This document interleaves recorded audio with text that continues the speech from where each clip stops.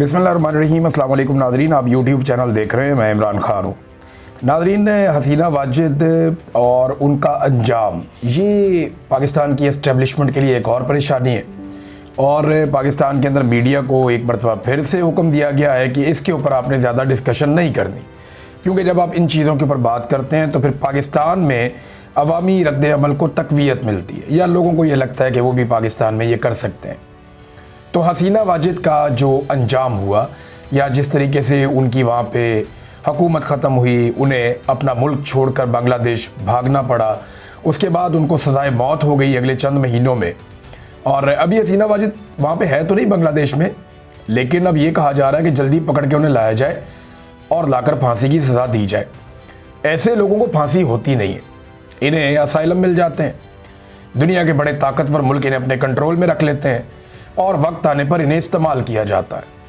बहरहाल बांग्लादेश के अवाम जो है मुबारकबाद के मुस्तहिक हैं, उन्होंने एक बड़े जालिम रजीम का खात्मा किया है और पाकिस्तानी हुक्मरान इस बात से डरे हुए हैं कि अगर हसीना वाजिद वाला अंजाम उनका हो गया तो क्या होगा। और इसी डर की वजह से फौरी तौर पे पाकिस्तान के मीडिया को ये अहकाम दिए गए कि आपने ज़्यादा इस मामले को डिस्कस नहीं करना, इसकी गहराइयों के अंदर आपने नहीं उतरना, वरना पाकिस्तानियों को एक नई उम्मीद लग जाएगी कि पाकिस्तान में भी फांसियां हो सकती हैं, तख्ते उल्टे जा सकते हैं, पाकिस्तान में भी जो है वो जालिमों की पकड़ हो सकती। लेकिन ना हुआ क्या था, बांग्लादेश के अंदर गोली चला दी थी सरकार ने, पुलिस ने और फौज ने गोली चला दी थी, जैसे पुलिस ने और फौज ने पाकिस्तान में बार बार गोली चलाई। तो बांग्लादेश की जो वजारत दाखिला या जो पुलिस चीफ है, ये सब लोग पकड़ में आ गए और बाद में वादा माफ गवाह भी बने इनमें से लोग, और तमाम लोगों ने गवाहियां दी। उन्होंने बताया, डॉक्टर्स ने बताया जी कि हमने लोगों के जिस्मों में से गोलियां निकाली, हमने पोस्टमार्टम किया, फलां फलां तारीख को इतने इतने मरीज आए, इन हालात को हमने देखा, डॉक्टर्स ने बताया, एनी शाहिदीन ने बताया, जो लोग रेस्क्यू करके अस्पतालों में लेकर गए उन्होंने बताया। फिर जो पुलिस वाले हैं वो खुद वादा माफ गवाह बन गए। तो गोलियां चलाने वाले फंस गए और ऑर्डर देने वाली हसीना वाजिद को सजाए मौत सुना दी गई। अब ये खौफ जो है पाकिस्तान में भी जाता है। मरियम नवाज का जो हालिया एक स्टेटमेंट है, आप उसको इसके साथ मिलाकर पढ़ेंगे तो आपको समझ आएगी कि इनके दिमाग में क्या चल रहा है। बरतानिया में खड़ी होकर मरियम नवाज ये कहती हैं कि मैं हल्फन कहती हूं कि मैंने या नवाज शरीफ ने किसी से इंतकाम नहीं लिया। अब जो गुज़िश्ता 3.5-4 साल से इन्होंने पाकिस्तान की मिलिट्री एस्टेब्लिशमेंट के साथ मिलकर किया, वो क्या था। वैसे ये लोग तो ना 3 में ना 13 में इनकी औकात ही नहीं है किसी से इंतकाम लेने की या बदला लेने की। तो मिलिट्री एस्टेब्लिशमेंट है जो इनके साथ मिल गई है। जर्नैल अगर नवाज शरीफ का हाथ ना थामे तो नवाज शरीफ की तो टके की औकात नहीं है इस वक्त। नवाज शरीफ तो पाकिस्तान में एक SHO से नहीं लड़ सकता अब, जो हालात हो गए हैं। तो ये पाकिस्तान की जो फौजी एस्टेब्लिशमेंट है उसके पास सारी ताकत है। आसिम मुनीर के पास, उनके किचन कैबिनेट के पास ये लोग पावर एंजॉय कर रहे हैं। मोहसिन नकवी की ताकत नवाज शरीफ की ताकत से कई गुना ज़्यादा है आज के दौर में। तो अब इन्हें फिक्र पड़ गई है कि जनाब ये जो हसीना वाजिद के साथ हो गया, या जो एक अवाम के अंदर शऊर आ गया है, जो हर तरफ रुला पड़ा हुआ है। अभी मैं यूरोप से होकर आया हूँ भाई, लोगों के सेंटीमेंट्स ऐसे खौफनाक है, मैं आपको बता नहीं सकता। जो लोग हमें मिलते हैं वो भड़के हुए हैं, जो लोग हमें सड़कों पे मिलते हैं, बाजारों में मिलते हैं, वो बहुत गुस्से में हैं। वो ये कहते हैं पाकिस्तान का मजाक बनाकर रख दिया एस्टेब्लिशमेंट ने, और वो इन सारे सियासतदानों को उनका सहूलतकार समझते हैं, इनको बराबर का कसूरवार समझते हैं। हमने वहाँ, मैं गया जर्मनी में, वहाँ 1-2 दोस्त हैं, कुछ लोग हैं, उन्होंने प्रोग्राम्स किए हुए थे। उसके बाद कोपनहेगन में, और फिर एक बहुत बड़ा प्रोग्राम बार्सिलोना में हुआ। मैं जितने लोग वहाँ तशरीफ़ लाए उनका शुक्रिया अदा करना चाहता हूँ। बहुत सारे लोग वो अंदर नहीं आ पाए क्योंकि वो सारा हॉल भर गया था, लोग कुर्सियों पे छोड़कर सीढ़ियों पे बैठे हुए थे। और जितने वहाँ मुकर्रीन थे उन सब ने दबाकर बात की मिलिट्री एस्टेब्लिशमेंट के खिलाफ, दबाकर सब ने जर्नैलों की ज़्यादतियों के खिलाफ आवाज़ उठाई। सब ने आवाज़ उठाई कि बड़ा जुल्म किया गया पाकिस्तान के अंदर, लगातार जुल्म किया गया।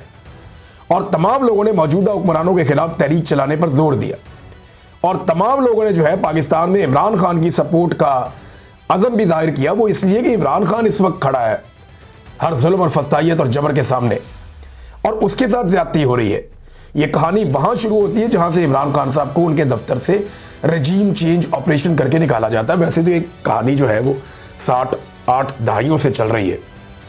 लेकिन कोई एक लफ्ज़ भी किसी ने कहीं पे कोई ऐसा नहीं बोला कि जहां से आपको ज़रा सा शक हो जाए कि ये मामला किसी और तरफ जा रहा है। दबा के लोगों ने वहां तनकीद की और लोगों के सेंटीमेंट्स देखने वाले थे, ख़वातीन के, नौजवानों के, बुजुर्गों के। मैं लोगों को मिला हूं वहां पे, लोग बहुत गुस्से में।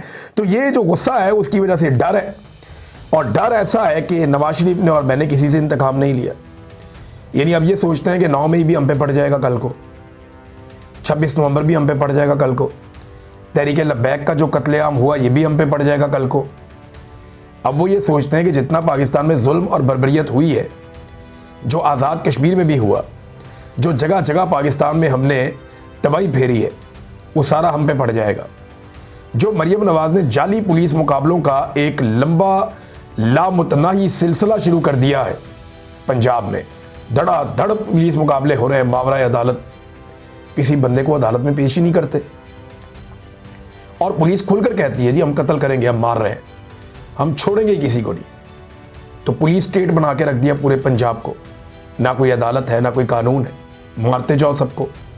तो ये सारी चीज़ें जब आप इकट्ठी करके देखते हैं तो मरियम नवाज को और नवाज शरीफ को खौफ आना ये एक ऑब्वियस चीज़ है, उन्हें डर लगना चाहिए। जो उन्होंने पाकिस्तानियों के साथ कर दिया उसके बाद उनका डरना बनता है, और वो ये भी जानते हैं कि कल को एस्टेब्लिशमेंट ये सारा कुछ उन पर डाल देगी। अब देखें, ये इन्होंने सहूलतकारी तो की है एस्टेब्लिशमेंट की, और बूट पॉलिश भी की है, और इसका जो भरपूर फ़ायदा उठाया वो इन्हीं लोगों ने उठाया, और इनके साथ साथ एस्टेब्लिशमेंट ने भी उठाया। नादरीन, मरियम नवाज की बात हो रही है तो मैं आपको ये बता देता हूँ, ये कॉन्फ्रेंस में गई हुई थी आलमी सतह की। तो ये जो कॉन्फ्रेंस थी, ये कॉन्फ्रेंस हुई ब्राज़ील में, और ये यूनाइटेड नेशन के हवाले से थी और क्लाइमेट चेंज के बारे में थी, माहौलियाती आलूदगी के ख़िलाफ़। वहाँ मरियम नवाज साहबा गई, वो 55-56 हज़ार लोग और भी आए हुए थे, पूरी दुनिया से लोग शिरकत करते हैं।